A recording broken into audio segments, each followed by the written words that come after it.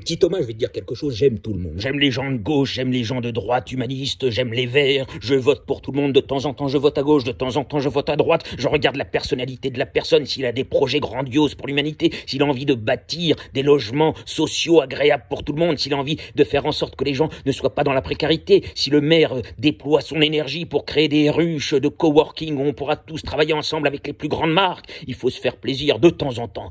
Si on a envie de s'acheter une Porsche, si on a envie de s'acheter une belle Ford avec 600 km d'autonomie, une voiture électrique ou alors une voiture hybride qui ne pollue pas, si on a envie de prendre une trottinette, il faut faire attention, il faut mettre un casque pour ne pas se casser la gueule, il faut être prudent parce que la trottinette, hier soir, j'étais en train de rentrer avec ma grand-mère, elle est allée chez Picard, je lui portais son panier, je vais pour traverser et un couillon passe à toute vitesse avec sa trottinette, il a failli me rentrer dedans, et 1 mètre plus loin, il rentre dans une grand-mère, elle tombe par terre, elle se casse la hanche, et sa vie est bousillée. Comment elle va faire pour faire ses courses? Comment elle va faire pour remplir son frigo? Comment elle va faire pour se brosser les dents? Comment elle va faire pour aller aux toilettes avec une hanche cassée? Ah bah oui, à tout ça on n'y pense pas. Alors forcément la vie devient compliquée quand les abrutis se mettent à devenir des abrutis. Il ne faut pas créer une société d'abrutis, il faut éduquer les enfants à la passion, au théâtre, à la littérature. Il faut devenir de véritables Molière, des Shakespeare, to be or not to be, il faut être un virtuose, grandiose, au grand cœur. Il faut de temps en temps, monsieur le riche trader,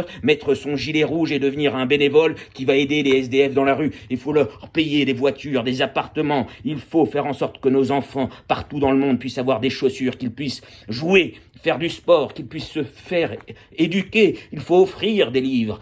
La littérature, c'est ce qui permet de s'éduquer, de s'éveiller, d'avoir des projets, d'avoir des objectifs dans la vie. Quand on ouvre un livre, on ne sait pas où on va. On découvre la vie de Gustave, on découvre que Gustave a des conversations imaginaires avec un fantôme et qu'il est amoureuse d'une belle Louane qui a 2 enfants qui sont sublimes. Et puis Louane, elle est gentille, c'était une petite fillette gracieuse avec des bonnes petites joues et elle était parfois silencieuse. Et puis elle est devenue une artiste extraordinaire qui se cabre sur son cheval. Et regardez, Emmanuel Macron, Nicolas Sarkozy et François Hollande, il faut les aimer, nos présidents, il faut les aider à aider les peuples africains qui sont perdus dans la misère, perdus avec cette sécheresse, et puis il faut construire des industries qui seront capables de donner des voitures qui ne soient pas polluantes, il faut pas envoyer nos voitures poubelles en Afrique, sans ça, ils vont avoir un air pollué, il faut faire en sorte de créer des appartements qui ne soient pas insalubres et pas effrayants, il faut avoir de la manière, avoir de l'éducation, il faut faire en sorte, quand on est un illustrateur, un auteur jeunesse,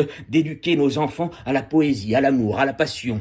Et puis, regardez cette Mercedes, elle est belle, c'est une belle voiture, elle est entièrement recyclable. Alors, il faut faire en sorte que tout le monde puisse avoir des voitures. Et oui, tout le monde a besoin d'avoir des voitures de qualité. Et puis, les enfants, c'est bientôt Noël. Ils ont besoin d'avoir des jeux, des Nintendo, des PlayStation pour pouvoir se distraire après l'école. Et puis, vous, la professeure, la folle furieuse, on ne fait pas 3 autodictées toutes les semaines. L'enfant, il en peut plus, il a besoin de jouer, il a besoin de s'amuser, il a besoin de lire de la bande dessinée, parce que l'auteur de bande dessinée, il va faire comment pour vivre si plus personne ne lui achète ses bandes dessinées? Et oui, il faut réfléchir. Alors, comment on fait pour... comment on fait pour payer les auteurs? Comment on fait pour payer les écrivains? Comment on fait pour payer tous ces comédiens, toutes ces comédiennes qui veulent faire du théâtre et au Festival d'Avignon? Ils dépensent des fortunes pour faire de la publicité et ils se retrouvent dans un théâtre avec seulement 10 personnes. Et il y a...